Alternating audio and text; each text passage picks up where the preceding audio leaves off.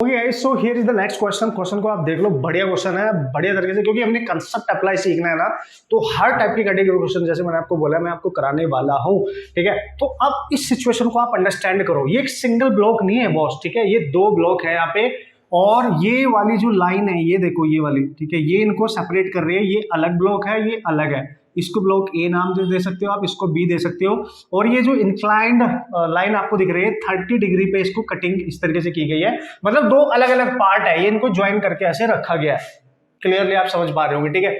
और इस पहले ब्लॉक पे जो फोर्स एक्ट कर रहा है दैट इज F हॉरिजॉन्टली, और इधर से इस पे जो फोर्स एक्ट कर रहा है that is 2F, both having the same mass, no problem, ठीक है, both having the same mass. उसने बोला है here the block A does not slide on block B, इनमें किसी तरह की कोई स्लाइडिंग नहीं हो रही है। Find the reaction between them, मतलब इनके बीच में जब ये एक दूसरे के साथ इंटरेक्शन में होंगे, यहाँ पे ठीक है, इंटरेक्शन हो रहा है इनका, एक दूसरे को टच कर रहे हैं, ठीक है, तो इनका जो रिएक्शन फोर्स है that is we have to calculate. ठीक है, समझ गए। अब देखो थोड़ा सा फील करो, कैसे सर एफबीडी बनाना पड़ेगा? यस सर, एफबीडी बनाना पड़ेगा। तो देखो जब ये वाला फोर्स F है और ये वाला 2F है, तो ये ज्यादा है और ये वाला कम है, तो जो नेट फोर्स लग रहा होगा ओवरऑल सिस्टम पे वो इस डायरेक्शन में लग रहा होगा, नेट फोर्स।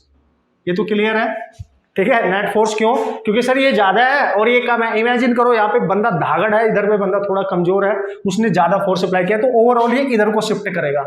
ठीक है, अब हमने एफबीडी बनाना है, ठीक है भाई, एफबीडी बनाना। देखो जब ये इधर से इसको फोर्स अप्लाई करेगा तो उसका मूवमेंट इधर होगा, तो ये इंक्लाइंड है इस बार सरफेस, तो जो नॉर्मल रिएक्शन जाएगा इनके इस पॉइंट ऑफ कांटेक्ट पे, ये ऐसे जाएगा, ये इधर से अप्लाई करेगा और ये इधर से अप्लाई करेगा। This is the normal reaction, क्योंकि नॉर्मल रिएक्शन हमेशा सरफेस के परपेंडिकुलर होता है। ठीक है, दिस इज एन और दिस इज ऑल्सो एन, क्योंकि एक्शन एंड रिएक्शन, क्लियर है, एक्शन एंड रिएक्शन। तो हम यहाँ एफबीडी बनाने वाले हैं ब्लॉक बी का। लेट्स सी, इसको मैंने यहाँ से निकाल लिया ऐसे, ठीक है, ऐसे समझो आप। तो ब्लॉक बी को मैं इस तरीके से समझ सकता हूं, और ये जो लाइन है ये एंगल बना रही है 30 डिग्री और इस पे फोर्स एक्ट कर रहा है 2F। ठीक है बॉस, ठीक है ठीक है ठीक है। और यहाँ पे जो नॉर्मल रिएक्शन है वो कुछ ऐसे है, ऐसे है। Yes, this is your direction of normal reaction, बिल्कुल इस वाले सरफेस के, इंक्लाइंड सरफेस के 90 डिग्री पे, मतलब ये वाला। बिल्कुल बिल्कुल बिल्कुल। अब क्या करेंगे सर, इसका जो मास है वो दे रखा है, बिल्कुल दे रखा है m। अब चूंकि ये जो ब्लॉक है या फिर ये वाला ब्लॉक है, चूंकि ये इधर को मूव करेगा तो इसका जो नेट एक्सेलरेशन है वो इधर जाएगा, वो एक्सेलरेशन हमें कैलकुलेट करना पड़ेगा। और एक्सेलरेशन निकालने के लिए तरीका क्या होता है, net force is equal to net mass into acceleration. Net force क्या है, 2F इधर है, F इधर है, तो इन दोनों का डिफरेंस यानी 2F माइनस F, और नेट मास क्या है, m plus m, that is 2m into a। तो ये बच गया F is equal to 2m into a, तो a आ गया F बाई 2m। ठीक है, this is the acceleration of this system, या you can say this is the acceleration of this block as well as this block, both having the same acceleration as well. ठीक है, तो अब हमने देख लिया भाई एक्सेलरेशन हमारा ऑलरेडी आ चुका है। अब इसकी एफबीडी हम बना रहे हैं ब्लॉक बी की, जिसपे 2F फोर्स लग रहा है। ठीक है, और नॉर्मल रिएक्शन जो इसने इस पे अप्लाई किया इस डायरेक्शन में, ये डायरेक्शन हमने शो कर दिया। ठीक है, अब हमें चेक करना है इस पे नेट फोर्स कितना है। अगर वो नेट फोर्स आ गया तो फिर आ जाएगा net force is equal to इसका मास इनटू इसका एक्सेलरेशन।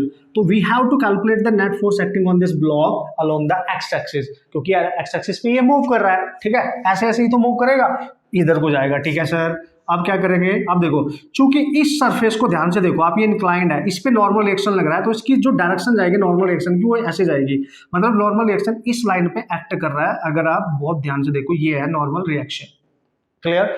अब ये वाला जो फोर्स है, अगर इसको आप आगे एक्सटेंड करोगे, इसी पॉइंट से इसको पास कराना है, और ये फोर्स को आप आगे एक्सटेंड करते जाओ तो ये इधर जाके कहीं इस तरीके से एक्ट करेगा। ठीक है, तो ये फोर्स यहां से हटा के आप आगे एक्सटेंड करा सकते, जिससे ये सारे इस पॉइंट पे दिखने लगे, क्योंकि हमने कैलकुलेशन भी तो करनी है। यस सर, बिल्कुल कैलकुलेशन भी करनी है।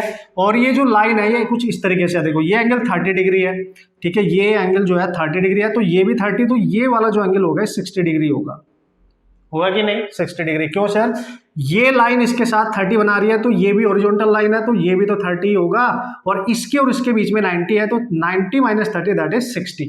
अब आप बहुत इस पॉइंट को यहाँ निकाल लो, देखो इस पॉइंट को मैं और इजीली आपको बताता हूँ। नॉर्मल रिएक्शन ऐसे काम कर रहा है, ये 60 डिग्री है, और इस लाइन पे काम कर रहा है 2F।